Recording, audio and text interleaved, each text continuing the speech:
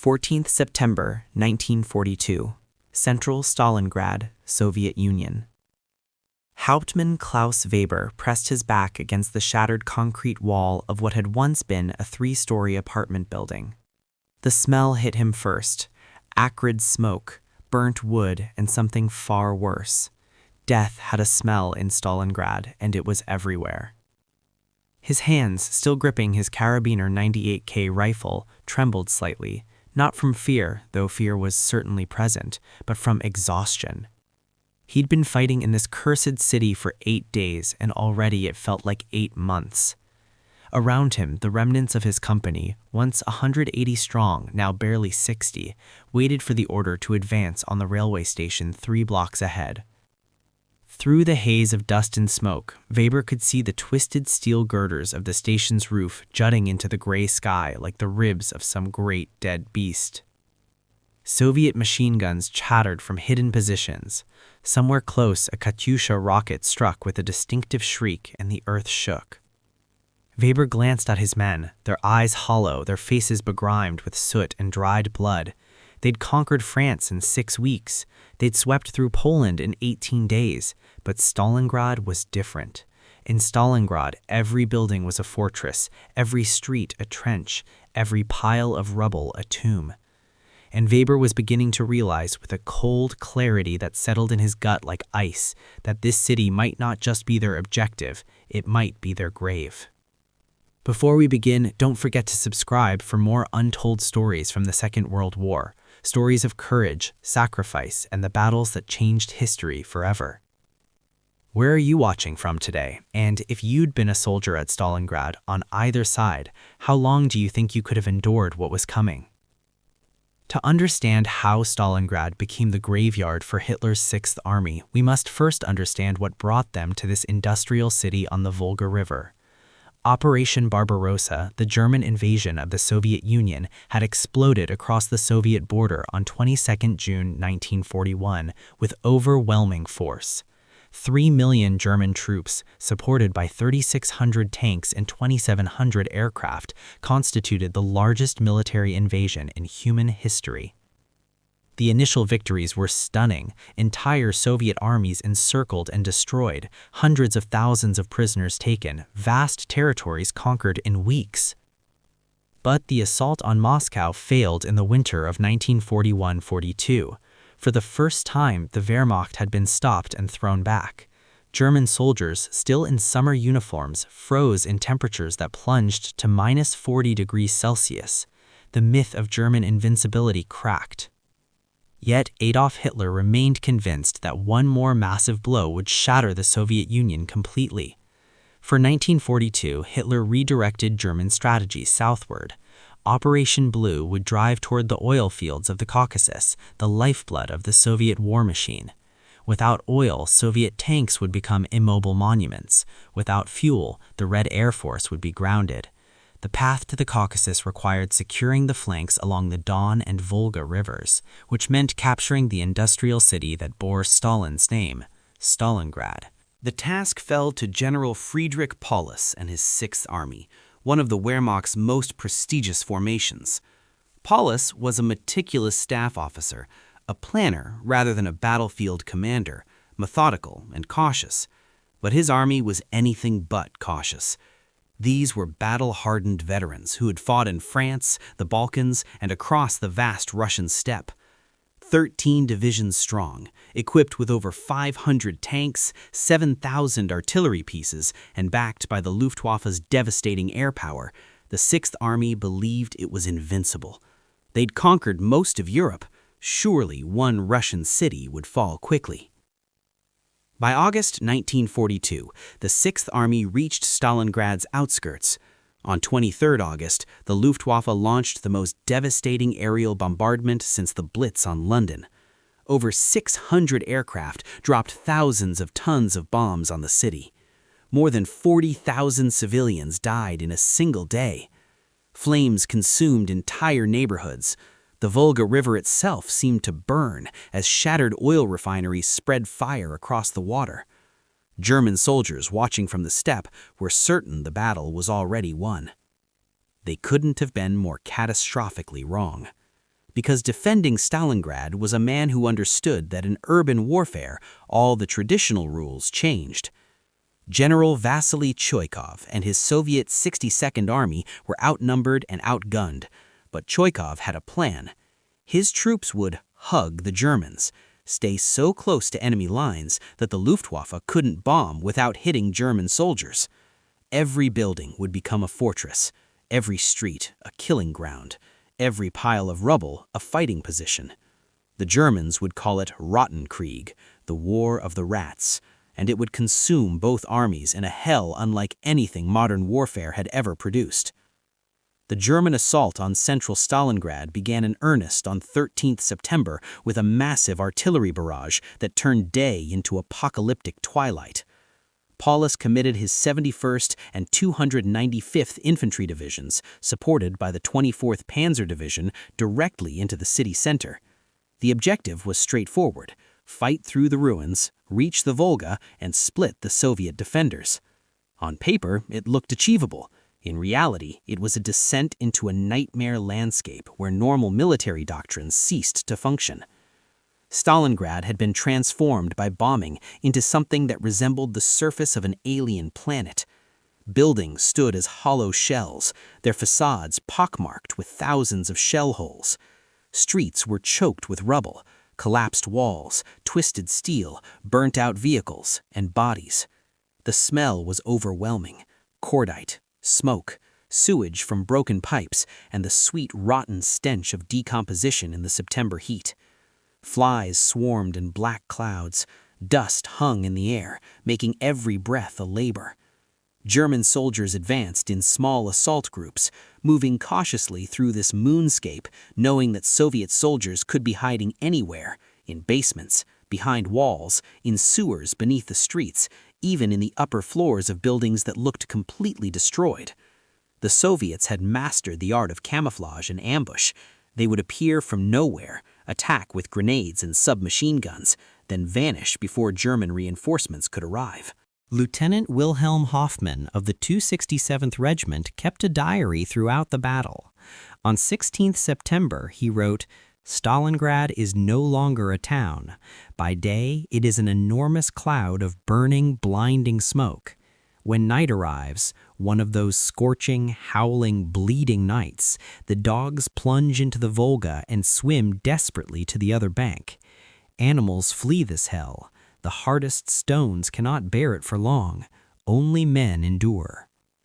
The fighting was unlike anything in the Wehrmacht's experience. In France, German combined arms tactics, coordinated infantry, armor, artillery, and air support had been devastatingly effective. But in Stalingrad's ruins, these advantages evaporated. Tanks couldn't maneuver through collapsed buildings. When they tried to advance down streets, Soviet soldiers would emerge from basements with Molotov cocktails and anti-tank rifles, targeting the vulnerable rear armor. Stukas couldn't distinguish friend from foe when opposing forces were separated by a single wall or floor. Artillery bombardments pulverized already destroyed blocks, but left enough rebel for defenders to hide. One of the early German objectives was Mamayev Kurgan, a 102-meter-high hill overlooking the city. From its summit, artillery observers could direct fire on Soviet positions and the critical Volga crossing points where the Soviets ferried supplies and reinforcements. The battle for Mamayev Kurgan became legendary for its savagery. German and Soviet forces fought for every meter of the slope. The hill changed hands multiple times, sometimes within a single day. Bodies accumulated so thickly that soldiers used corpses as cover from enemy fire. The soil became so saturated with blood, explosives, and metal fragments that vegetation wouldn't grow there for years after the war. By late September, the Germans controlled most of the hill, but they couldn't hold all of it. Soviet counterattacks, launched at night, would claw back portions of the summit. The fighting was often hand-to-hand, with bayonets, entrenching tools, and bare hands. One German soldier later recalled, "We fought for 15 days to capture a single house. By the third day, there were 54 German corpses in the cellars, on the landings, on the staircases. The front line was a corridor between burnt-out rooms. We threw grenades through doorways. We shot through walls. We stopped thinking of the enemy as human beings. They were targets in a nightmare that never ended. As September turned to October, the battle intensified to levels of violence that defied comprehension. Paulus committed more divisions, feeding fresh troops into the meat grinder. The Soviet 62nd Army was compressed into increasingly narrow strips along the Volga, in some places only a few hundred meters deep. German soldiers could literally see the eastern riverbank. Victory seemed tantalizingly close. Officers assured their men that just one more push would break Soviet resistance. But Chuikov's defenses held. Soviet soldiers fought with a determination born of desperation and ruthlessness. Stalin's Order No. 227, not one step back, had made retreat punishable by death. Soviet blocking detachments stood behind the front lines with orders to shoot anyone who retreated without authorization. Soldiers who showed cowardice or defeatism faced firing squads. It was brutal, but it worked. The 62nd Army refused to break. Soviet snipers turned the ruins into hunting grounds. The most famous was Vasily Zaitsev, a former shepherd from the Ural Mountains with exceptional marksmanship skills. Zaitsev was officially credited with killing 225 enemy soldiers during the battle, including 11 German snipers in individual duels. His supposed duel with a German sniper instructor named Major Erwin Koenig became legendary, though historians still debate whether Koenig actually existed or was Soviet propaganda. What's undeniable is the psychological impact of Soviet snipers. German soldiers moved through the ruins with hunched shoulders, darting from cover to cover, flinching at every sound. One officer wrote, "We fear their snipers more than their artillery. Shells come and go, but the snipers are always there, always watching, always waiting. You never see them until it's too late." The Volga River became Stalingrad's lifeline and its most dangerous crossing. Every night, Soviet boats and ferries crossed the river under German artillery fire, bringing reinforcements, ammunition, and supplies to Chuikov's embattled forces. The crossing was hell. German guns turned the river into a killing zone. Boats were hit and sank, taking soldiers and supplies to the bottom. Men drowned in the cold water, weighed down by equipment. Yet the ferries kept coming.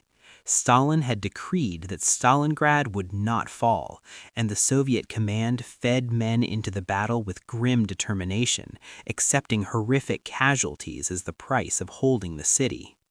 In October, the battle moved to the factory district in northern Stalingrad.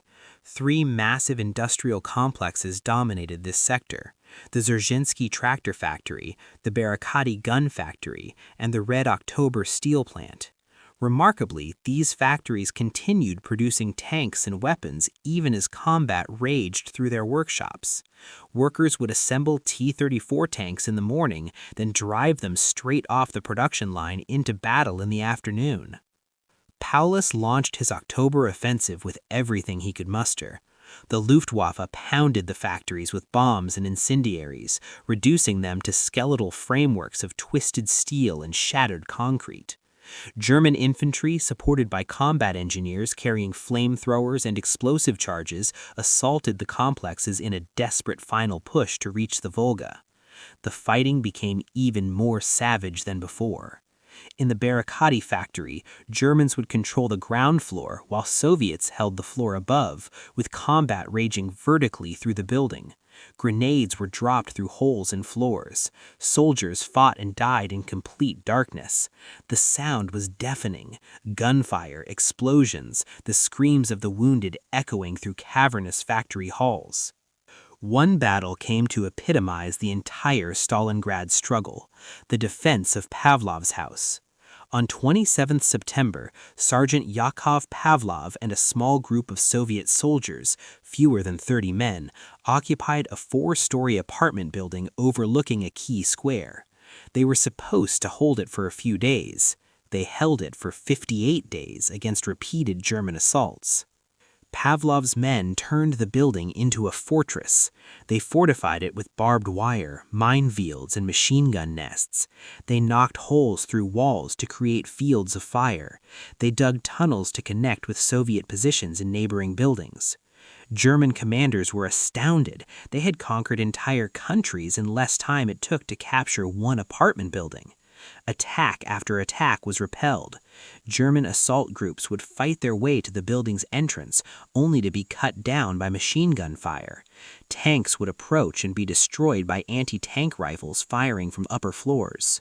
The psychological impact was enormous. German soldiers began to whisper that Stalingrad was cursed, that the city itself was fighting against them. Morale, which had been rock solid in August, began to crack by October. Officers noticed their men becoming jumpy, exhausted, and increasingly fatalistic. One company commander wrote in a letter home, "We are not fighting an army. We are fighting a city that has become animate, that resists us with every brick, every pile of rubble. My men are brave, but I see the light fading from their eyes. Stalingrad is consuming us." By the end of October, the Germans had captured approximately 90% of Stalingrad. Soviet forces held only narrow strips along the Volga, in some places barely 200 meters deep. The Germans could throw grenades into the river from their forward positions. Paulus reported to Hitler that Stalingrad would fall within days. But those final few hundred meters proved impossible to capture. Soviet resistance, instead of weakening, seemed to intensify. Every position had to be taken multiple times. Every building was a fortress that cost dozens of lives. What the Germans didn't know, what their intelligence services had completely failed to detect, was that behind the scenes, far from the burning ruins of Stalingrad, the Red Army was preparing something that would transform the entire battle. General Georgy Zhukov, Stalin's most capable military strategist, had been planning a massive counteroffensive for months, and its execution would turn the hunters into the hunted. Throughout October and early November 1942, while German forces ground forward meter by meter through Stalingrad's ruins, the Soviets had been secretly massing forces north and south of the city. Over 1 million troops, 13,500 artillery pieces, 900 tanks, and 1,400 aircraft were assembled in forests and ravines beyond the range of German reconnaissance. The operation was codenamed Uranus, and its objective was audacious: punch through the weak Romanian and Hungarian armies guarding the German flanks, drive deep into the rear, and encircle the entire Sixth Army. The German flanks were the operation's key vulnerability. Hitler had extended his front across hundreds of kilometers, held by Germany's less capable allies. Romanian divisions, equipped with obsolete weapons and lacking adequate anti-tank guns, defended vast sectors with insufficient troops. Italian and Hungarian units were similarly unprepared. German intelligence had detected some Soviet buildup, but catastrophically underestimated its scale. Paulus and his staff, consumed by the battle in the city, dismissed warnings as Soviet desperation. On 19 November 1942, at exactly 7:30 a.m., the trap sprang shut. The frozen steppe north of Stalingrad erupted as over 3,500 Soviet artillery pieces opened fire simultaneously on Romanian positions. The bombardment was apocalyptic. Entire defensive lines simply ceased to exist, obliterated by high-explosive shells and Katyusha rockets. Romanian soldiers, many still in their dugouts, were buried alive or blown apart before they could react. Then came the tanks. Soviet T-34s and KV-1 heavy tanks, superior to most German armor, crashed through the shattered Romanian lines like a mechanized avalanche. Romanian anti-tank guns, mostly obsolete 37mm weapons, were nearly useless against Soviet armor.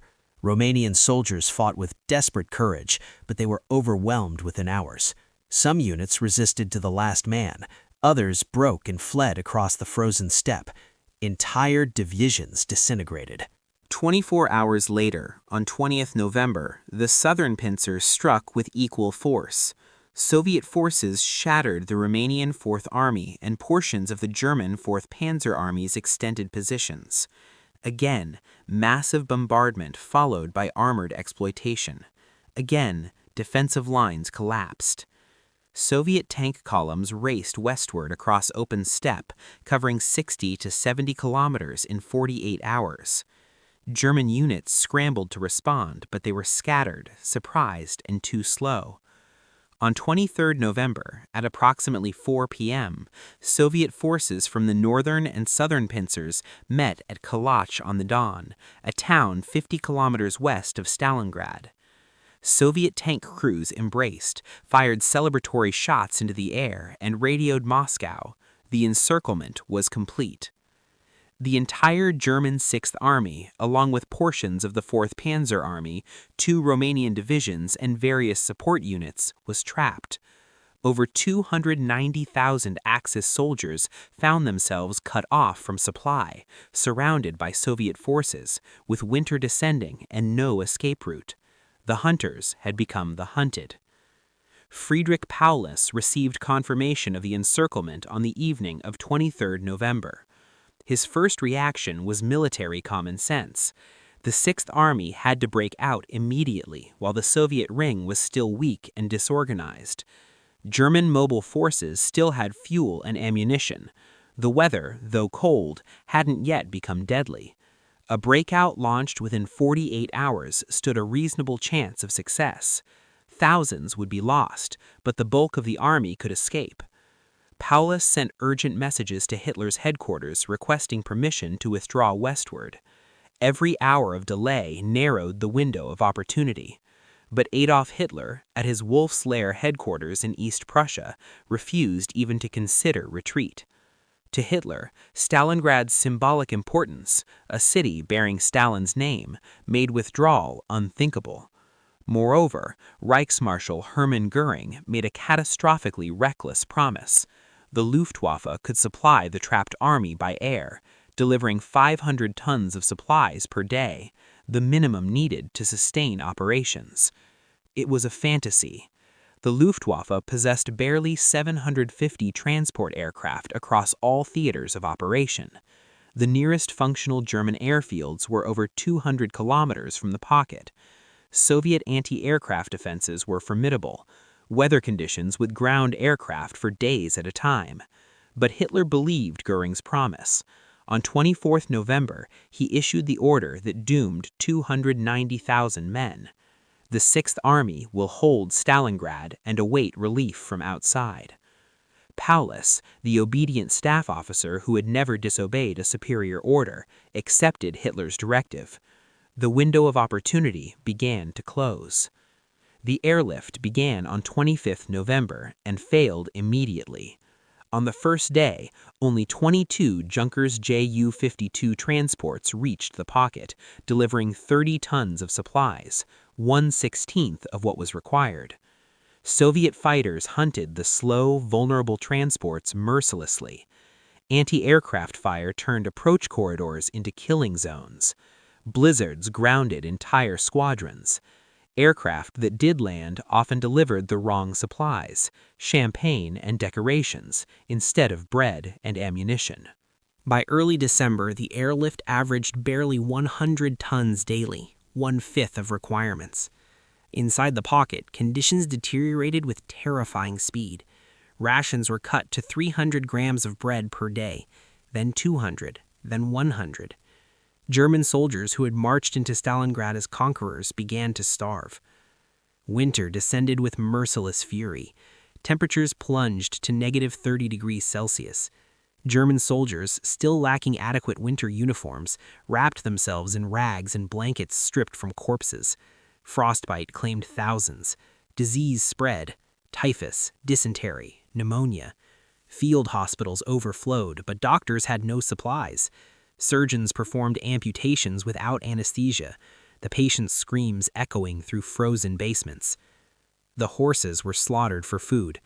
When the horses were gone, soldiers ate anything: leather belts boiled to paste, boot soles, rats. One doctor wrote in his diary, "I am no longer a healer. I am a witness to death. I watch them die, from wounds, from disease, from starvation, from cold, and I can do nothing." In mid-December, Field Marshal Erich von Manstein launched Operation Winter Storm, a desperate relief attempt. His elite 6th Panzer Division smashed through Soviet lines and advanced rapidly toward Stalingrad. By 19th December, they reached the Mishkova River, just 48 kilometers from the pocket. Hope flickered. Radio messages crackled. "Relief is coming, hold on." Manstein urged Paulus to break out and meet the relief force, but Paulus hesitated. Hitler had ordered him to hold Stalingrad. A breakout meant abandoning the city. Paulus requested permission from Hitler. Hitler's response: remain in position. Days passed. Soviet forces counterattacked Manstein's spearhead with overwhelming strength. The 6th Panzer Division, exhausted and running low on fuel, couldn't advance further. On 23 December, Manstein withdrew. The relief attempt had failed. Inside the pocket, men wept.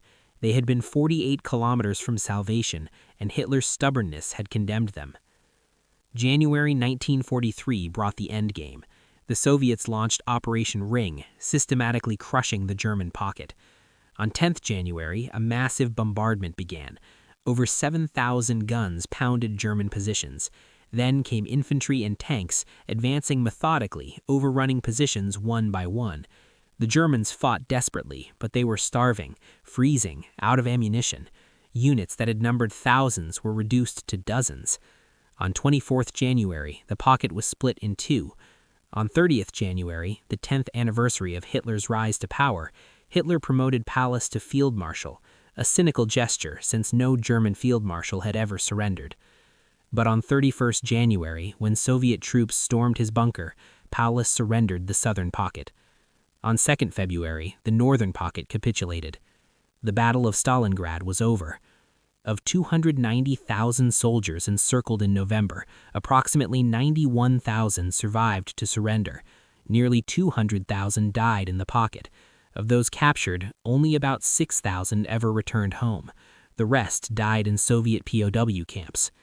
Stalingrad became a graveyard for Hitler's Sixth Army, not because of Soviet military superiority alone, but because of catastrophic German leadership decisions. When encirclement occurred, escape was possible, but Hitler refused, clinging to symbolism and accepting Göring's empty promises. His refusal to authorize a breakout during the relief operation sealed the army's fate. He valued pride over lives, propaganda over military sense. The soldiers of the Sixth Army deserved better. They were not monsters, they were ordinary men who believed they were serving their country. One soldier's final letter captured the tragedy. "We came believing in victory. We stayed because we were ordered to stay. We are dying because our leaders valued symbols more than soldiers." The strategic consequences were immense. Germany lost an entire field army, 24 generals, 2,500 officers, nearly 300,000 troops. The Wehrmacht's aura of invincibility shattered. German morale cracked. For the Soviets, Stalingrad proved the Red Army could win. From that point forward, Germany was on the defensive, retreating slowly but inevitably toward defeat. Stalingrad stands as a monument to human endurance and human folly, where soldiers on both sides displayed extraordinary courage, but where leadership failures transformed military defeat into catastrophe. The city became a graveyard because leaders made it one, because ideology trumped reality, because pride cost 300,000 lives. When we remember Hauptmann Klaus Weber pressing against that wall in September, preparing to assault the railway station, we see a man at the beginning of a journey into hell, a journey his leaders had made inevitable through decisions divorced from military reality. Stalingrad was the graveyard where Hitler's Sixth Army died, but the grave was dug by Germany's own leadership, one catastrophic decision at a time. But while Stalingrad consumed the Eastern Front, another pivotal campaign was reaching its climax in the unforgiving jungles of the Pacific, where American Marines fought against an equally determined enemy under conditions just as brutal. Join us next time as we uncover the 6-month struggle for Guadalcanal, the battle that turned the tide in the Pacific War and proved America's resolve would never be broken. Subscribe now and never miss a story from the war that shaped our world forever.